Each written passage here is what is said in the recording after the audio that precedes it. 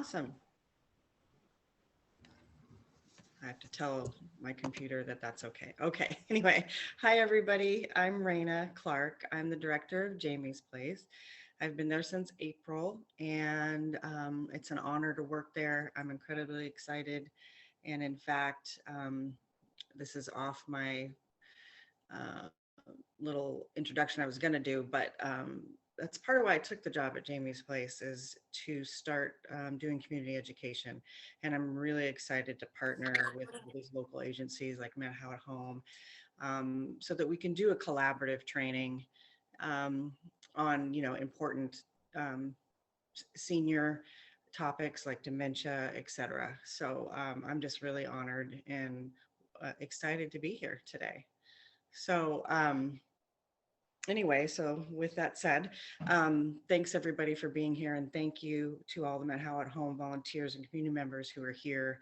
And we're here today in our shared goal of trying to support those living with dementia and to learn more about it.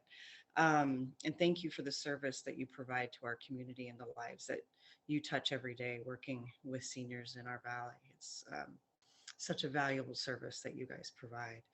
Um, so historically, people living with dementia have been devalued. The focus is on what they can't do and loss of skills, as opposed to focusing on what they can do. And Jamie's Place is what's called a greenhouse model. And for those who are not familiar with that, the greenhouse home model focuses on bringing meaningful life, meaningful life, and focused on retained abilities and how we can best support um, those individuals so that they can live a purposeful and meaningful life. So, and hopefully with this training, we can begin to change our way of thinking as we think about people living with dementia and how we can best support them and advocate for them. Um, so I chose, instead of you guys having to listen to me drone on, to utilize a industry-wide expert. Her name is Teepa Snow. If you haven't heard her name before, her videos are all over and she is amazing. So she's developed a positive approach to care. And, essentially what that does is it's, again, focusing on the how and the why these behaviors occur and the brain changes that are going on so that we know how we can better support those living with dementia. So full disclosure, Teepa is a character, and there could be a couple swear words in some of the videos. I'm not sure. I think one or two. She's just a really dynamic person, and she's fun to watch, and she's so smart. So we're going to watch 3 videos. The first one is sort of like a general overview of dementia. And I'm going to start doing the screen share here, and hopefully that will go super smoothly. Let's see.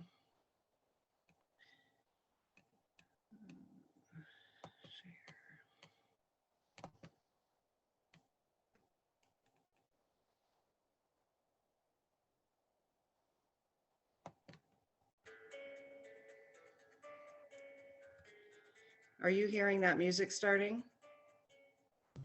We can hear it, but I'm not seeing the the screen isn't sharing. Let me make sure. Yep. Number one, at least. So if you go to the green share icon and press that. Okay, I'm sorry, I couldn't hear over my video. What was that? Yeah, we're not seeing the screen, so maybe we'll. So if you go to the green share arrow icon. Hey, Tracy. There, no, Denny is screen sharing. There, now it's working. I'm not sure if, oh yes, now you're going.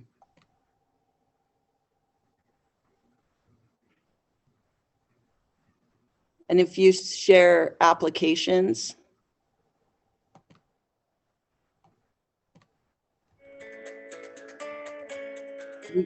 We're not seeing the screen.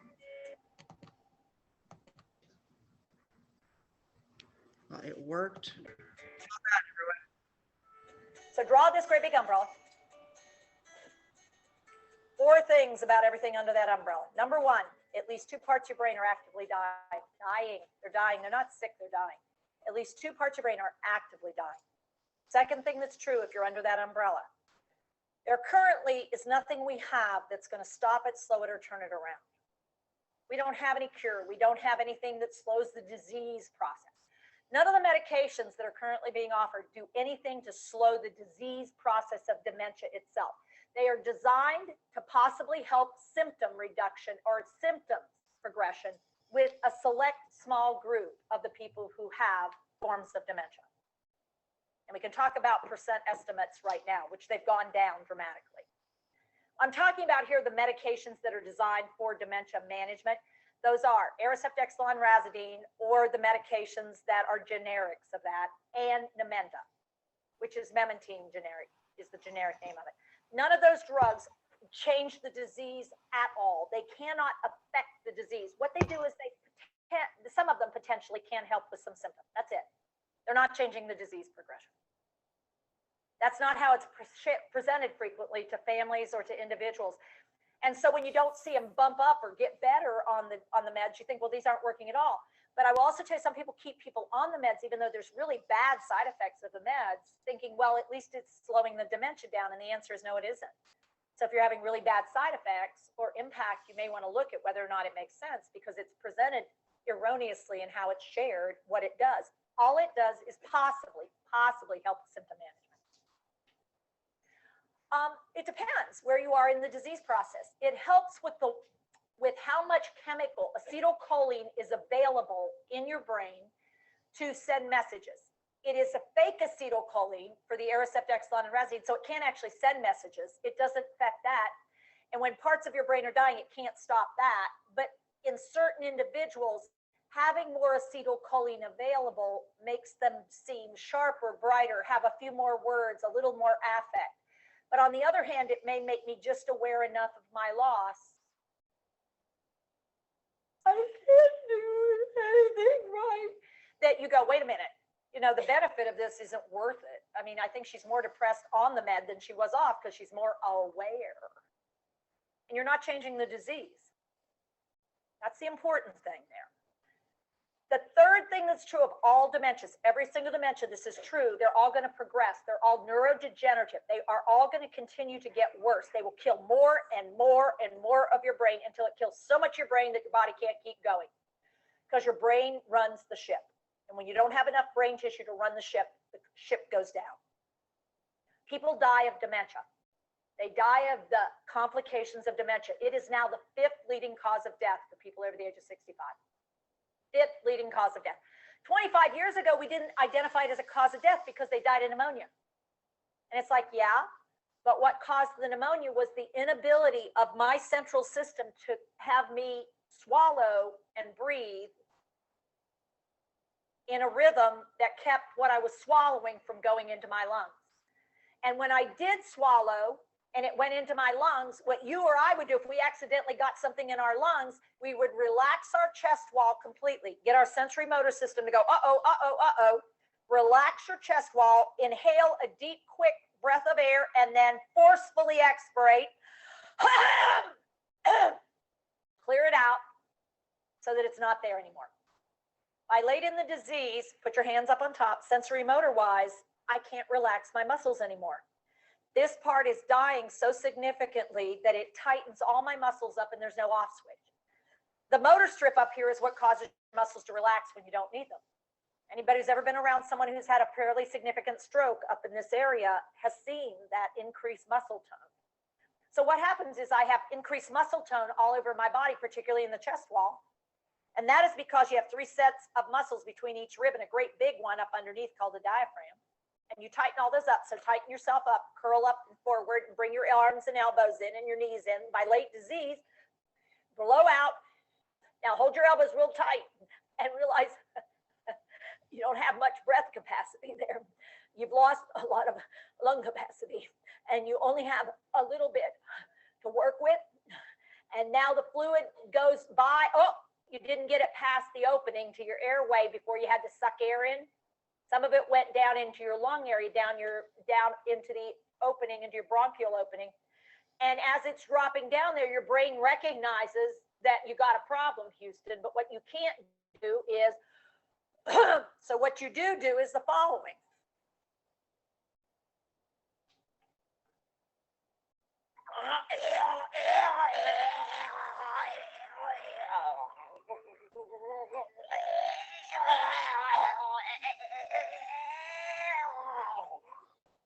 And then it dribbles right back down because I can't cough. Coughing actually requires skill, and I don't have that skill anymore. And that's a known aspiration.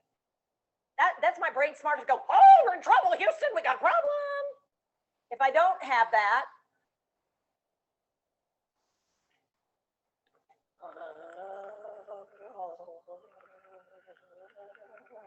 it's sitting right on my vocal folds, dribbling down, and I'm not even aware of it. My brain is so impaired, it doesn't even know. And that fluid hits in there. Could be food, could be fluid. Whatever I'm eating, it's dribbling into my lungs. And so what happens is the other part, remember that central system? Vroom, vroom. The other problem is I don't recognize it as an infection. My brain doesn't go, oh, by the way, we've got an infection brewing down there. Let's get a fever cooking because we got those white cells. We got to get those white cells going. Very low grade fever. It's often, you will notice with the UTI as another example, my behavior will change before the lab values will. Because my brain, it doesn't recognize, God, you got stuff brewing down here. You got a problem. You'll see you got a head. Look at that. Look at that. You got to get a head. Go on, get out. Get out. There you go on. You're going to get it. Go on, get out. You're like, what's going on? I guess she has a UTI. Your culture? Yeah, no, she doesn't. Something else is cooking. Keep looking because it could be something else. But often what happens 2 days later, yep, there it is. I knew we had a UTI. Because you're right. I was getting an infection, but the problem is my system is so impaired. Remember, that's that thrive to survive. It's just falling apart. I can't even do that right anymore. It's not for lack of trying. My brain's dying. Oh, so that's the fourth thing. At the end of this disease, all dementias are terminal. They result in your death. If nothing else kills you first, dementia will kill you because it kills so much of your brain you can't keep going. Now, nobody likes talking about this, but this is not healthy not to talk about the end result of a dementia. Because if we don't talk about it, we don't know where the journey ends. And so we keep fighting the disease. And unfortunately, where does dementia tend to live? Inside a person. And after a while, it starts to feel to the person that you don't like me anymore. Because I can't see that it's the disease you don't like. It appears to me that you're not enjoying spending time with me and you're fighting me. And then when I can't fight you because it's bad to fight you, I fight everybody around. And we're arguing and fighting with each other. So the current statistics are, put up one hand. Out of 5 families are dealing with this right now. Tuck your thumb in. 4 out of 5 of them fall apart before this disease is over. In other words, we start really getting upset with each other. We start picking at each other. We start disliking each other. We start arguing with each other. We start leaving each other. We start isolating from each other. And it's primarily because nobody actually helps us understand this condition and what's happening. Take your hand. Only 1 out of 5 families pulls together and supports one another to get through this disease and supports the person who has dementia. And that's the national statistics. That's miserable. That's the worst disease possible for a family because of all of the old fractures, all of the old hurts, all of the old stuff starts coming back in spades. And we don't really have a way to make this better.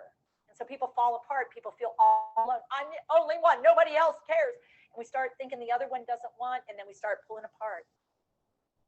And if you don't have family, who do you have? Well, you have to reach out for other folks if that's what's happening. And the challenge is, but my mom, I don't think anybody else does. Oh, let's talk about how frequent. Put your hand up. Out of 5 families right now across the U.S., keep one finger up. 1 out of 5 is dealing with this. 1 out of 5. The problem is, you all, look at your finger. I'm all alone. Look around the table. Oh, look. There's quite a few of us. If we reached out and try it, I bet we could make a difference. We could light a big flame and sort of get people interested in this, but because everybody's putting the energy into their own caregiving, we're all isolated. And part of what we're trying to do is open the door to conversation, because we've got to start these conversations much sooner. It's just wrong for people to feel all alone. Here's the bad news. Within 20 years, put up 2 fingers.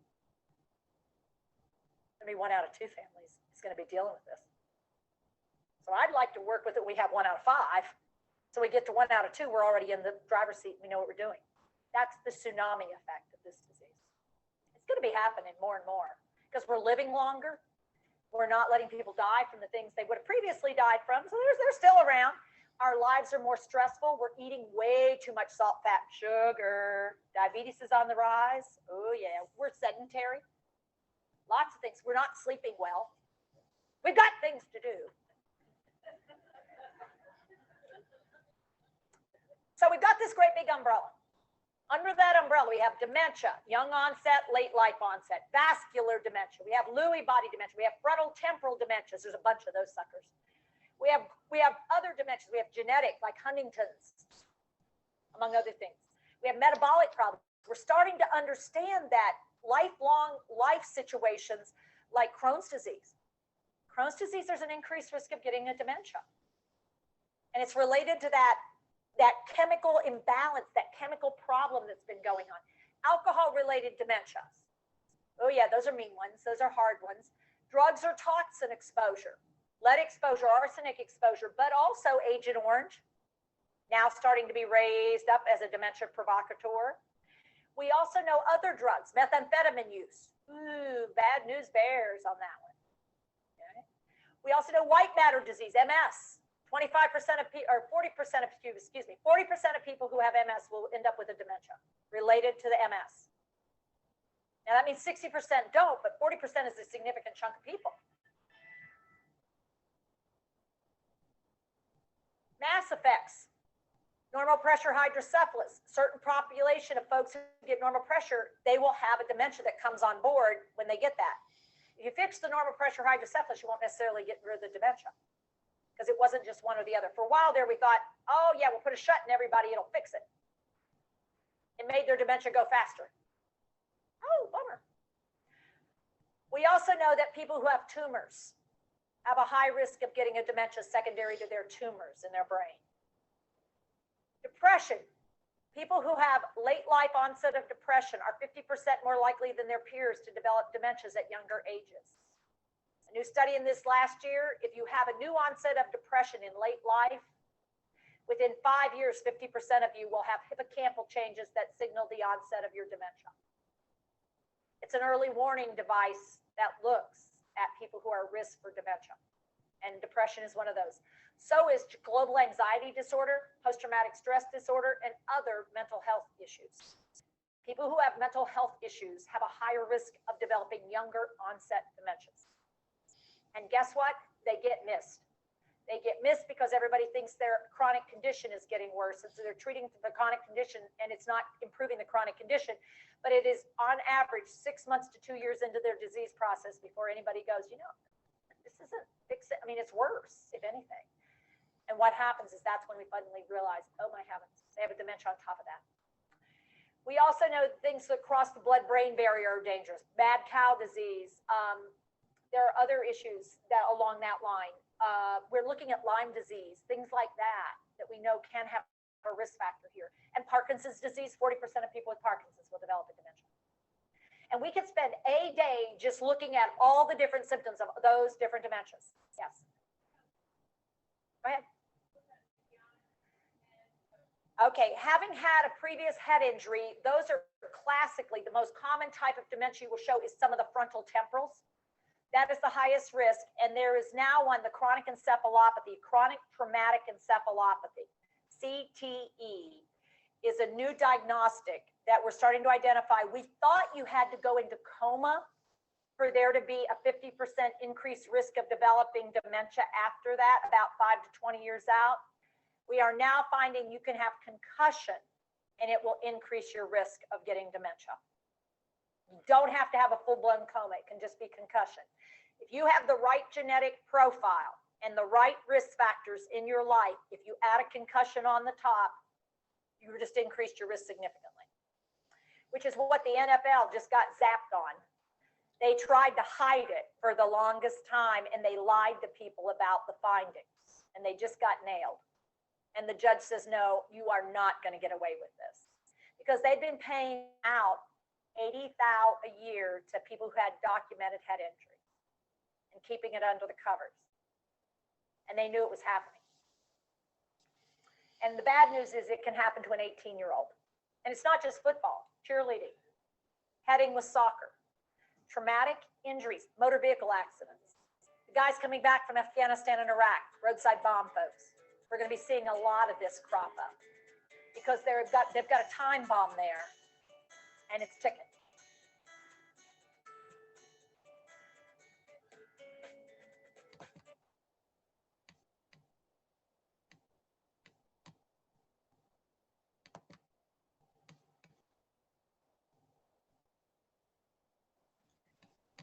Well, that was really upbeat. Wasn't it though? That one is really just a general overview. Like I said, can you hear me okay? Yes, Did Yes. you hear the video okay? yes. Okay. And then our next video is about what actually goes on in the brain and talks about specifics related to behavior. So this one's really interesting because it talks about the different areas of the brain and what happens there and what types of things we will see. Does anyone have any questions before we go to the next video? Yeah, any questions or comments, feel free to unmute yourself or put it into the chat here. And just, there's been a couple folks who were not finding your screen. So if you are still not seeing Raina's screen up at the top, there's an options and you can drop it down and choose Raina's screen there just in case. Okay, question, can you still see my screen? Yes. Okay, great. Okay. So I'll go ahead and load this one up.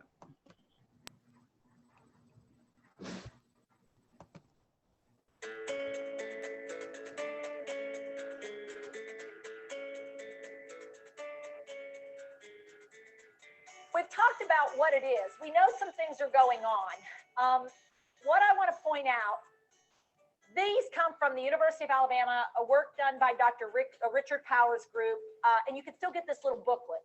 If you're ever looking for a great visual tool to help people, go to the website and look for the word Alzheimer's, a broken brain, and it's the University of Alabama, Tuscaloosa. They have a 10-page booklet that has these brain pictures. I strongly encourage you, if you're going to do much education, these are amazing visual cues that help people see what you're talking about. And what we're looking at in this picture, if you tip your head forward like this, and you run your hand from the front to the back of your brain, you're looking at the cortex of your brain, the surface of your brain. So you're right here. At the bottom of the screen is the front of the human brain.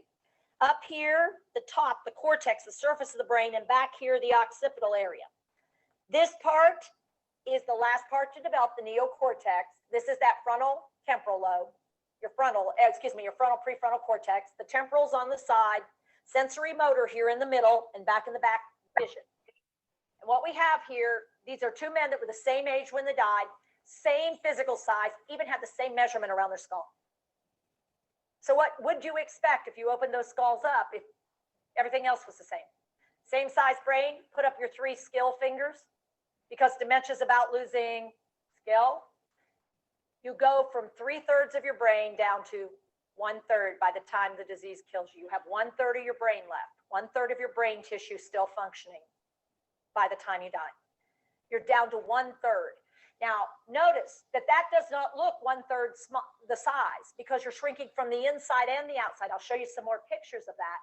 But I want you to notice it's not one area of brain. And it's certainly not the memory center, which is deep inside the brain. You can't even see the hippocampus from here. What you're looking at is your decision-making, your ability to sequence, initiate, terminate, your ability to see the other person's point of view, make decisions, and control impulse center. You're seeing sensation and movement all over your body, and you're seeing vision in the back. That's what you're seeing right there. And look at the damage. It's dark because you have dead blood vessels as well as dead brain tissue all over. And which brain do you think works better? That was the normal one. Which one do you hope you have? What do you sometimes act like? I'm just saying. This brain is doing the best it can with what it has left. The challenge for us is to acknowledge, and I think I truly do believe if their skull shrank like their brain shrank, you would do so much better with the visual cue. Because you'd look at her and go, my God, her head is only half the size it used to be. I bet she can only really probably do about half of what she could. It's remarkable she does what she does, given that size. I mean, her brain is like the size of a tree. Wow, there's lots of, look at that. It's really small. The problem is you see them as they were, and you have a hard time acknowledging it's not like that on the inside. This is the structural change that takes place.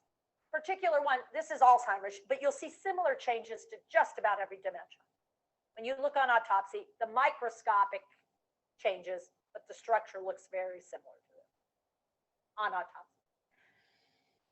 Here's a chemical way of looking at it, because it's not just the structure, the chemistry changes. And what we're looking at here, this comes from Gary Smallwork. He does great work out at UCL. He's very active. Put your hand way high in the air. What we're looking is how well your brain is burning fuel. Put your hand way up. You are burning 100% of the fuel. You are burning at a high rate. You have your foot all the way down on the gas pedal when you see red. That is burning a high degree of fuel. Yellow. Put your hand mid-range, 55 miles an hour. Mid-range.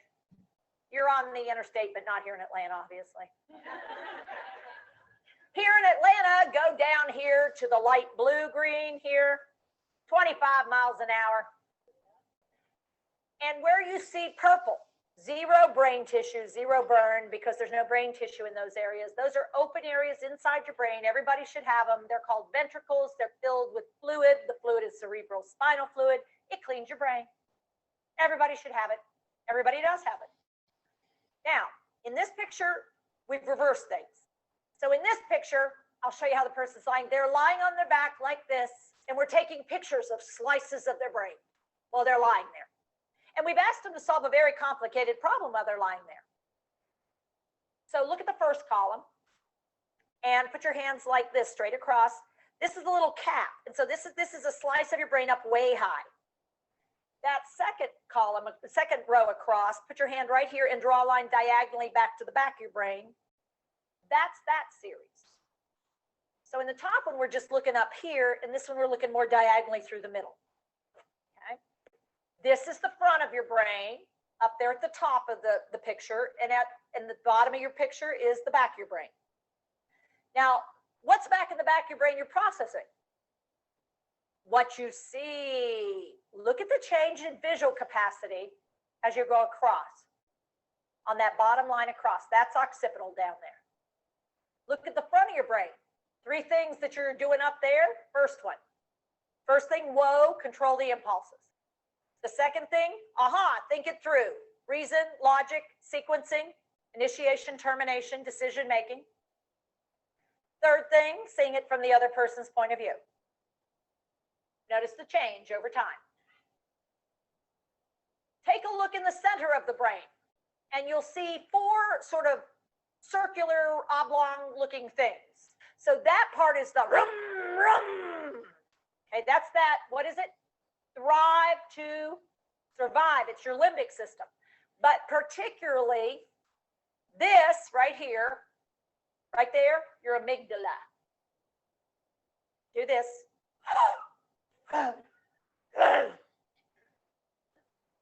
Autonomic, automatic reaction, flight, fight, fright. Take a look at the size of it. Take a look at the size of it. So early in the disease, tell me what you think that means. They will trick off, they at the drop of a hat, they become emotionally, and they will cut you. So if they tend to be fighters, they're going to slice and dice you when you stir them up. What if they didn't like conflict? They're going to try to stay away from conflict. They have a high risk for elopement. trying to get away from the distress, trying to make it not happen. What if they're a fright person? What happens with minimal stuff? What's going to happen? They become incredibly anxious and they can't function. What's not working hardly at all? That front part. So they don't control themselves. They can't see it from your point of view. You're trying to say, Mom, I'm just trying to help. You are not being helpful. Okay, fine. Don't get that attitude with me. It's like, let me also point out column 2. See column 2 there? Without having the increase in the size of the ventricles, which is that structural change, that's what your brain looks like when it's highly stressed too. Oh shit, we have a problem. Because guess what caregiving for somebody in the early stage will do for you? Oh, we have two brains doing this to each other, surprising each other, getting frustrated with each other. Which of us has to take a deep breath, step back, and realize this isn't going the way I want it to? That would be us, because they are actually having structural and chemical changes they can't control.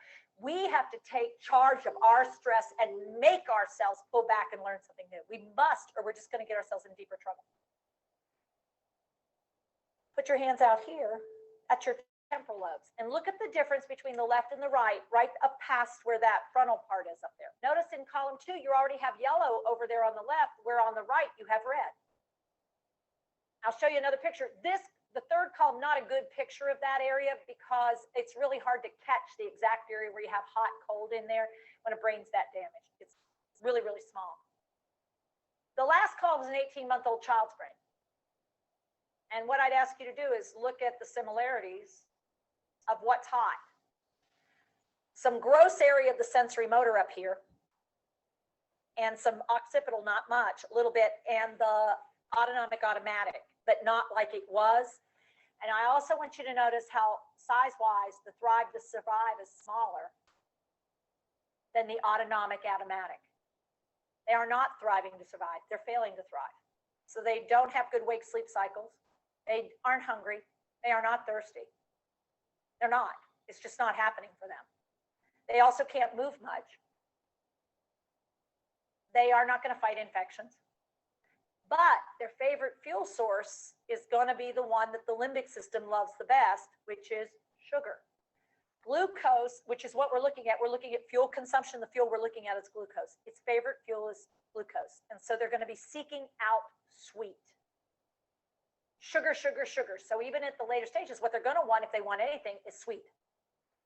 They are not interested in protein at all. But unfortunately, your sense of taste actually diminishes for sweet. So you need more sweet to taste sweet. So they're ramping up their sugar intake.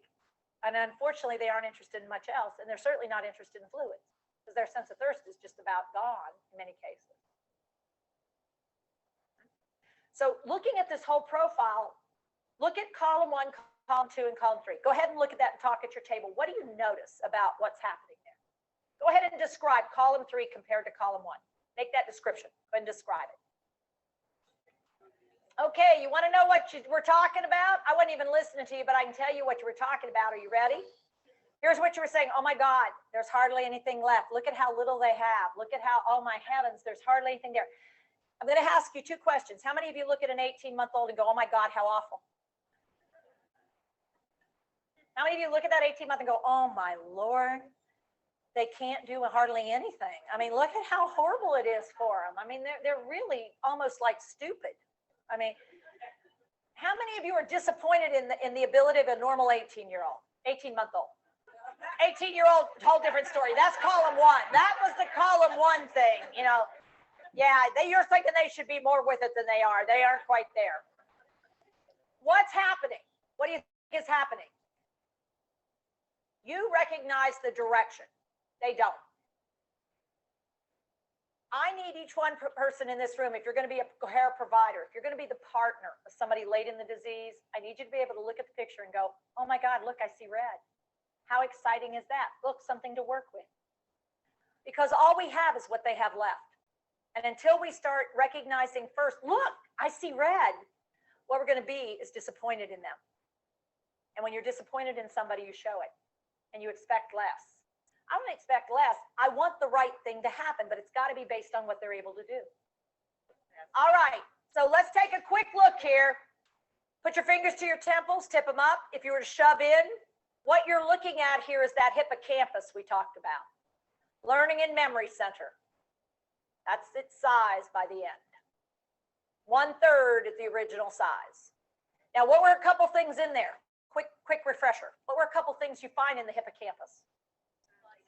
Time and space orientation. What else? Learning new information and forming memory tracks. Finding your way, yeah. And what we have there, see the dark colored stuff and the light colored stuff? The light colored stuff is the wiring that hooks one section to another. The dark colored are the file cabinets where you put stuff in your brain.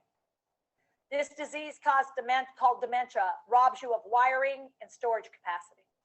But the first thing it does is it keeps you from wiring in new sections of detailed information. But you will be able to remember how you feel about somebody, but not exactly why. So you know you're pissed off at them, but you aren't remembering why. And so your brain makes up information to fill in the hole. Because you stole my money. It's still your money. Well, it's gone. Well, I didn't take it. Yes, you did. I saw you walk off with it. It's actually got a term. It's called confabulation. My brain makes up data to fill in the holes. You see it in head injury and you see it with people with dementia, and they literally believe it. They can pass a lie detector test. Their brain is lying to them. It's delusional thinking. We see it most frequently with Lewy body dementia. It is very prevalent with Lewy body. But we will see it as well with other forms of dementia. This chunk of brain. Put your hand to your left temporal lobe. This is your left temporal right there. Look at the depth. Look at how much tissue there is in there. That is all they have left, that little tiny band. What's over there? Language, vocabulary, comprehension, speech production. That's what they have left by the end. Now, right above there, interestingly enough, look at that. That's where you hear sound in the human brain. That's where you register sound. Guess what? Quit yelling at them. They're not hard of hearing because of dementia. They're hard of comprehending. Well, they go hum because they're hard of comprehending. You think that you should yell. What they're saying is, I didn't get what you said. But they will think by mid-disease, here's the hearing aid you paid $4,000 for. This thing is not working. Could you get it checked? I think the battery's down. Check my ear, check the hearing aid. Put it back in. Say something. Hello. See, it's much better. Then I try to listen to that lecture where that woman came in. This damn thing is broken again.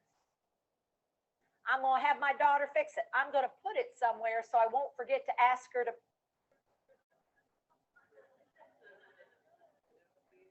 Because when you hand it back to me, you do social chit chat and ta-da, I can get it. As soon as I try to hear comprehension, though, I can't do it, particularly in a group setting where many people are talking. Because remember I said asymmetric? Do this. One side of my where is the sound coming from is dying faster than the other.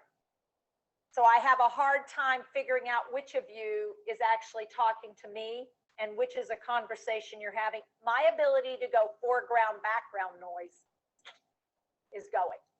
So what you'll find is, get me out of here. This is too crowded and too noisy. I'm going back home.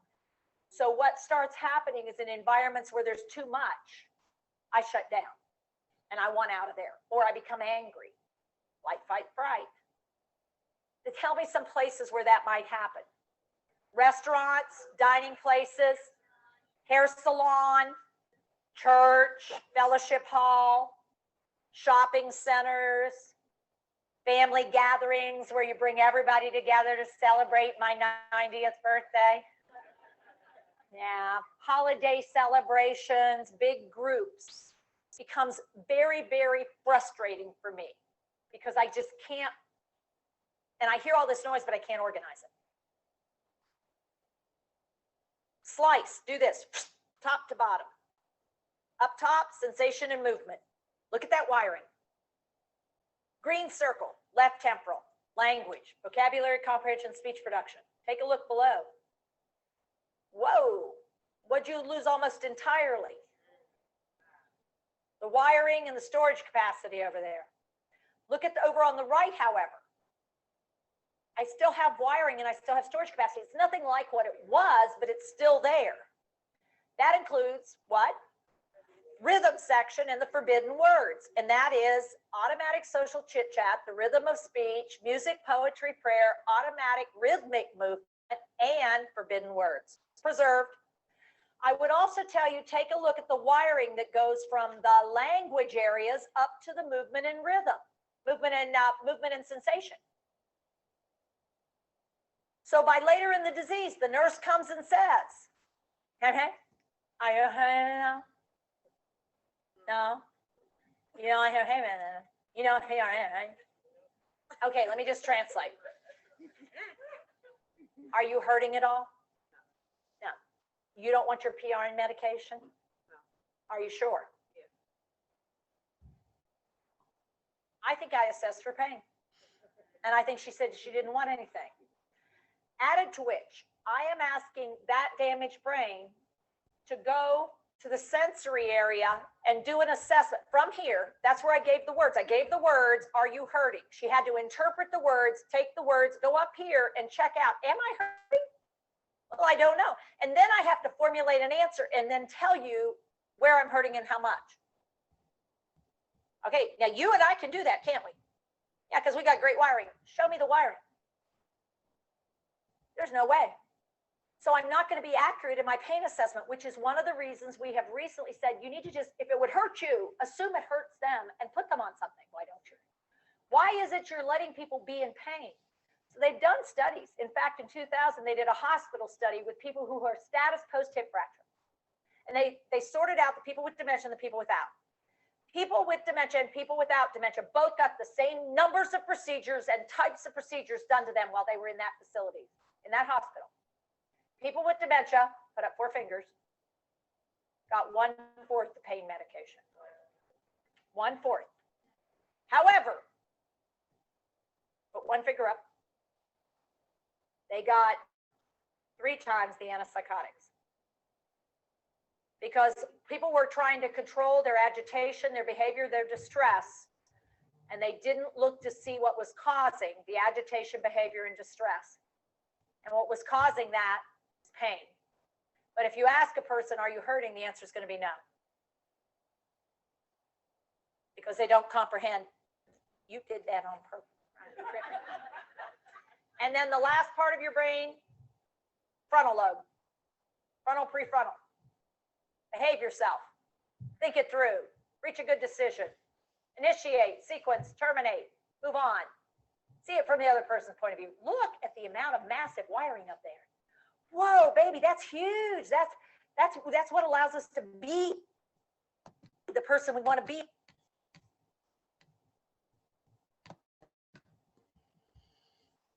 Okay. Can you guys hear me okay? Whoop. Yes, Hello? sorry, I had to come off of mute. Oh, okay. No problem. So I think that video does a good job of explaining why there are so many behavioral components to dementia. And I know it seems like a lot of information, and we're not focusing on the positive yet, and that comes next. But the reason is it's really important to understand, and I don't mean in a scientific sense, like, you know, there's no quiz after this. Nobody's going to be quizzed on the areas of the brain or anything like that.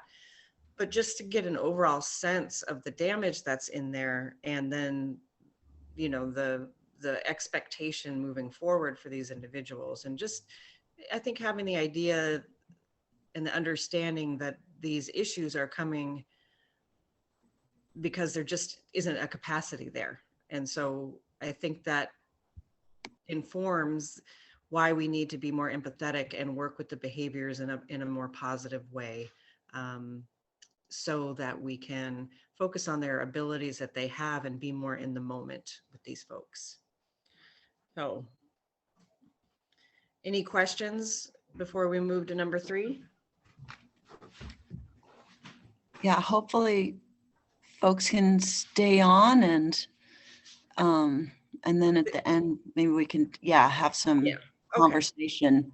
What do we Perfect. do about our fear of this disease? That's I know, right? Well, so this one is about her explanation of the abilities that these folks have.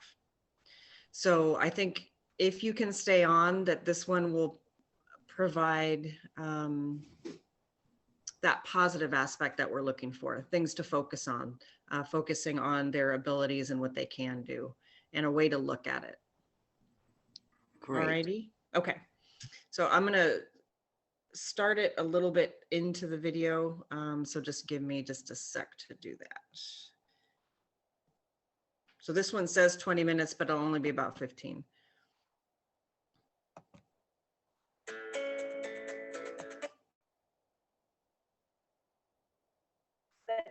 Okay, if you get weird, better. Trying to, or your brain says one is better than another. And what I was trying to get to is, you know what? With dementia, it's not about being better. It's about being different. Until I start letting people recognize it's just different. It's different. And if it could be different but valuable, if it could be different but still have great value, that would be great. So I thought, okay, well, what's a way that people could hold on to? So something visual, that would be helpful. Colors are really visual. Okay, some color thing. Yeah. But color alone might not be enough. And I thought, what's sort of valuable? And I thought, gems are valuable. And there's lots of different ones. I wonder if I could think of a gem and think of a state of being in dementia and match up the gem, which people know, with a color, with a state of dementia. And maybe we could have language where the person is precious and unique. Do this. And in the right setting and with the right care, do that, they can shine. Oh, what an idea. So maybe we could see them as something precious and unique of great value. And our job is to create the right setting and the right care so they can continue to shine. And yes, they are different, but they aren't less. They're different. And if I figure them out, then I'll know the right setting and the right care so they can shine. And this will work really well because with the right training, I can do all this stuff. And so I thought, okay, well, let's start thinking about it. And so what I came up with are these gems. Sapphire, true blue. Your brain is true blue. No major changes. You're slower than you used to be, but good luck with that. You're flexible, lots of color, lots of variability, but boy, you're fantastic. Diamonds. Tell me what color a diamond is. Clear and sharp. Diamonds are formed under pressure. They're some of the most rigid things in the world, but boy, are they beautiful. Lots of facets to them, but they can cut you.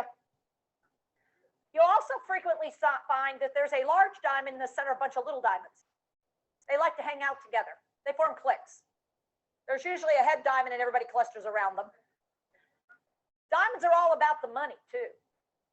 They're all about the money because diamonds are about money. So you're going to find these are people who talk a lot about money. They worry about money. They're focused on the money. I don't have enough money. This is going to cost a lot. I don't know if this is a good idea. They also know who the authority figures here are because diamonds are a girl's best friend, and so they're looking for other authority figures. Diamonds know who the boss is. Sometimes it's me, or I'd recognize another boss, but I'm not going to talk to some stupid idiot. I need to see an authority figure here. And if you're not one, you're not going to start to be one, just so you know. Now, I can be absolutely lovely, or I can cut you to the quick, and you can also have diamonds in the rough. What are diamonds formed under? Pressure and stress. That's right. It's typically a piece of coal when it starts, but it's a diamond by the time we're done. So you can have diamonds in the rough who look horrible, but that's just who they are. But you can also have yourself turn into a diamond. Anybody ever recognize the moment when the stress gets too bad and you turn into a diamond? You're rigid, you're inflexible, you cut people, and then you're sorry, but you push me to it. Happens to me when I travel and they cancel a flight. The good thing about me, right now anyway, I can flip back to a sapphire when you take the stress off. So can family members, and a person with dementia in the early stages can flip-flop. But as the disease progresses, they become more strongly a diamond and less able to flop back. Now, if they've always been a diamond, rigid, totally inflexible, good luck. Because it's going to make it really challenging because they've never had the skill of being flexible. Diamonds don't like change at all. unless they precipitate it. And then suddenly we've always done it that way. We did not used to do it this way. Yes, we did. We did not. You will stand and argue that it wasn't that way after all, because it's just so surprising to you that they do that. Emeralds. What color are emeralds? Ah, green. In a stoplight sequence, what's green mean? Oh yeah, they're on the go. And what's different between a diamond and an emerald, you got some color going on. And the color is green and it's go. And they are going, but they aren't sure where. And they're going back in time. They're losing the distinctness of those layers of time and awareness. So these are your time travelers. These are people who travel through their life at different moments and times. They also want to stay busy, but they're flawed. A true emerald's flawed. A true emerald, not a man-made, has always got a flaw in it. But it's inside the emerald, so frequently the emerald doesn't have a clue. They think they're fine. I know how to do this. I know when to do this. I know what I'm doing. Or the other side of it, what do I do now? What am I to do now? Where do I go now? I don't know what to do. I can't keep up with the day. I mean, I keep up with an activity, but then when the activities, what do I do now? Are we going to play bingo? We just played bingo. Well, why didn't you invite me? You were there. Bingo? I came to bingo. Did you eat? I'm not keeping track of what I feel very accurately either. So I may eat a lunch and then turn right around and ask, what can I have to eat? So weight gain is as common as weight loss with emeralds. The next gem, amber. Now we switch from an emerald to an amber. What color is an amber? Sort of a golden color. It's the only gem, and I selected it specifically because it's a very interesting gem. It's the most unique of all because it is not something you form in the ground. It's formed when sap runs out of a tree. Something gets stuck in the sap, more sap flows over, and it gradually hardens up. It's something caught in a moment of time. I'm only in a moment. It's not about the past. It's not about the future. It's about right now. And it's all about, what does it feel like? What does it look like? What can I do with it? Oh, I want it. Don't I want it? I have absolutely no safety awareness, but I have huge amounts of curiosity, and I'm driven by what it feels like, what the sensation is like. So I'm sensory driven. But I also don't have necessarily a lot of, no, now that's a no, oh, stop, please, that's it now. I don't have a lot of sensory tolerance, but I may have a fair amount of need. If I need a lot, I'm constantly doing things that irritate others, and they're inappropriate.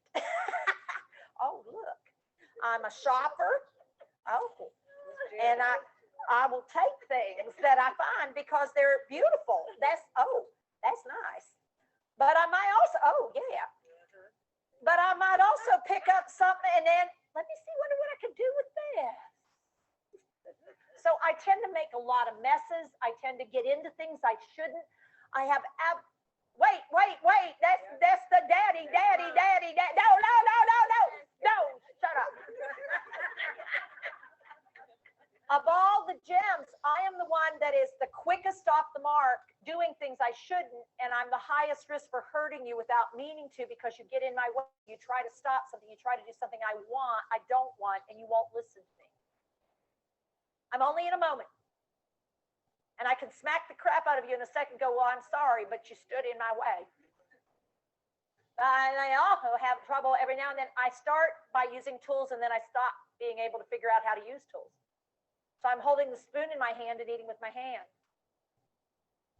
I'm picking up a glass that has a straw in it, and I'm drinking like this, and stuff is everywhere. I'm making mistakes, but it's just about whether I like the feel of things or not. Of all the gems, I am the hardest to tolerate for long periods of time in general, because I'm so not me anymore. How I'm behaving does not strike you at all like how I was before, because it's all out in the open now. I have nothing to hide behind. So whatever I do because in that moment it seems like a good idea.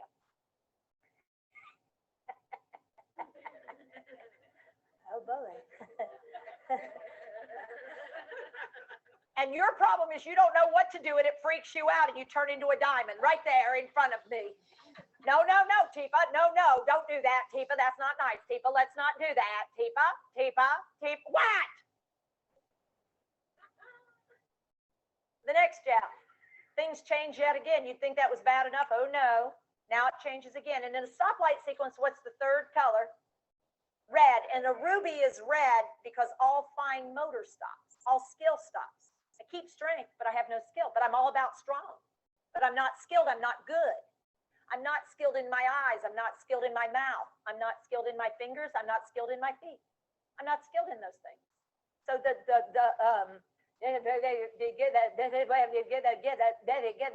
is where we start having lots of trouble with speech.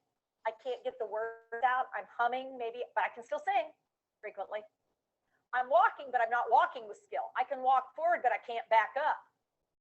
I have a really difficult time doing anything with my fingers, but I grab things with my hands. And then I don't know what to do. I put too much food in my mouth and I do not know how to chew it up. I pocket it out to the sides. I'm very sensitive right in the front. So rubies are all about big movements, but they also don't have wake-sleep cycle that's consistent. And they have a very difficult time shifting gears. And if they're stopped, they have a hard time going. And if they're going, they have a hard time stopping. But they have big stuff. They can grossly copy you, but they can't get the details at all. Now, the last gem. This to me is the most special gem of all. And absolutely one of the most beautiful is a pearl. But I selected a pearl for a specific reason. And one of the reasons I selected a pearl is because where a pearl is found. So close your hands together. And I want you to look at this. And this is the oyster shell. And I'm going to tell you something. An outside of an oyster shell is truly, literally one of the ugliest things you're ever going to see in this world. It's really incredibly ugly. And when you look at the outside of an oyster shell, your first reaction wouldn't be, oh, I bet there's something beautiful in there. It would be like, gross. That is really disgusting. And I'm going to tell you something. When you look at the body at the end of this disease, it's pretty hard to look at because I'm down to nothing but skin and bones. I'm curling up into a fetal position. I don't have active movement. I'm actually ruled by reflexes, just like the oyster shell. I'm closing down. It is very difficult for me to come out into the big world, and I can only do it a little at a time. When it's just right and I feel safe, then I can open up a little bit. Here's the tricky part. Look at it again. Remind yourself, it's just the shell. It is nothing but the shell. And the problem is we get so focused on what we're going to do about the shell. What are we going to do with the shell? We've got to take care of the shell. We've got to make the shell. And so we do all this crap to the shell without ever looking and noticing the amazing gem inside here. Because we're so busy trying to take care of the shell. It takes a lot to take care of the shell. And if you don't do it well, you do a really horrible job. And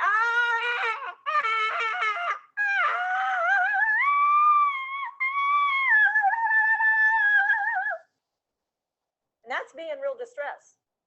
That's me in real distress because you're trying to pull my arm out to clean under my armpit. That's you trying to pry my legs apart so that you can clean between my legs, because you know if you don't, I'll get a yeast infection. But what I'm going to tell you is there's ways to provide care that do not require you fighting this shell. But because nobody recognizes it's just the shell, we think, well, there's nothing in there anyway, is there? Oh, let's look again. Open it gently. Oh my God, the most beautiful gem of all. Formed by a grain of sand, layer upon layer upon layer upon layer.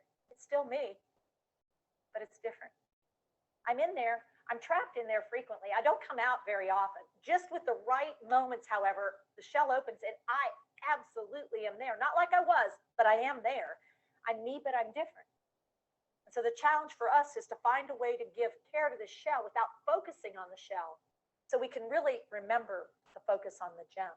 And those are those pearls, those amazing pearls. They're not able to move. They're not able to do very much at all. But in a moment, the eye contact, when you're just in the right place, cha-ching, the penny drops, and you know they know right in that moment. You'll see the finger tap, you'll see the foot move, you'll see the tear roll down, you'll see the sparkle in the eye, and they may even say,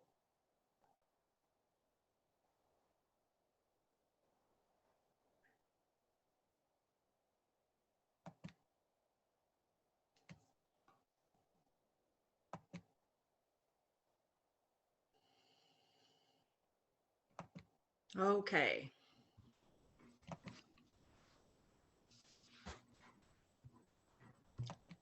Is anybody there? Yep, we're here. And if you go to the top and stop screen sharing, then it will go back to Yeah. everybody. There we go. There you are. Hi. Hello there, everybody. So any questions? How are we doing? Should we look at is there any, oh, there are some chat questions. Let's see. Most of that.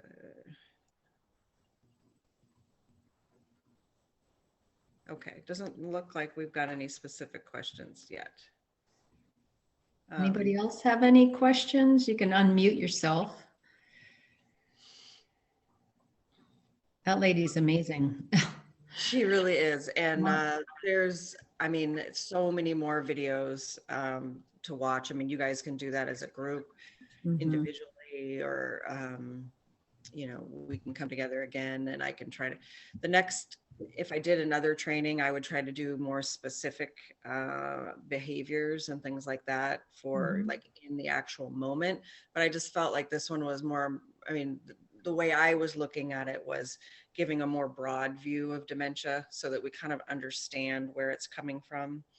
Because I think the understanding is, like I said earlier, so important to understand the behavior. I mean, you have to understand sort of the global issue that's going on before you can appreciate how to deal with some of these behaviors. I think So, that'd be excellent if we had a follow-up like that. And my father had dementia, and I could see those behaviors in that's exactly what my dad used to do. right. Just, Yeah. Oh, I know. I think we could probably all see family members in some of those behaviors, or some of your clients, or, you know, people that you serve, for sure. Neighbors, things like that. Yeah. Yeah.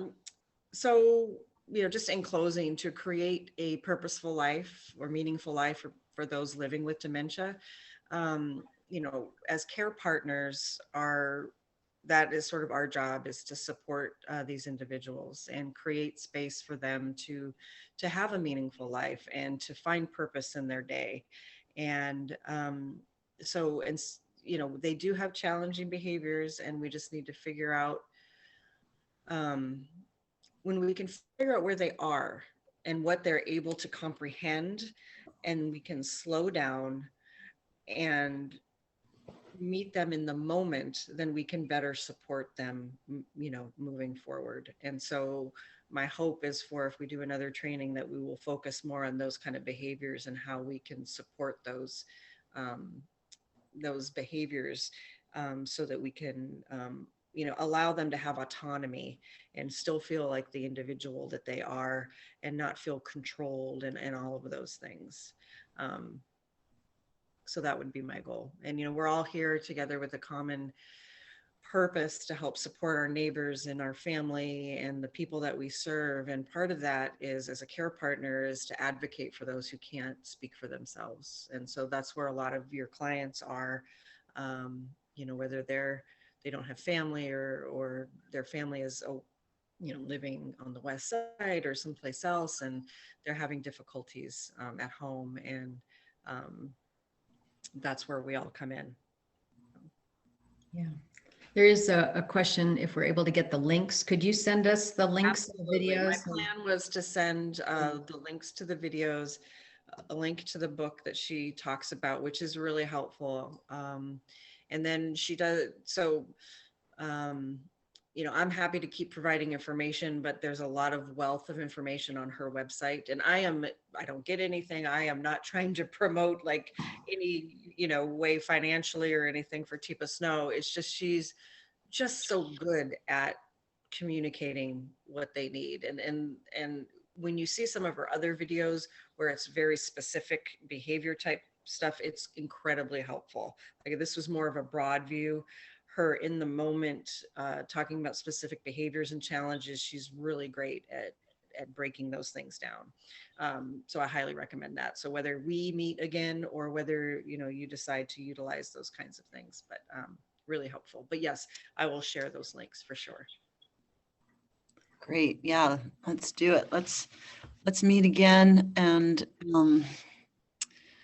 in the meantime, would you have any just basic advice for when you are faced with those tricky moments and how to work with our own amygdala, that's like Yes. feeling Yeah. unsafe. So the first step is always to take a big deep breath. And I know that sounds trite, but it's so true. So we take a big deep breath.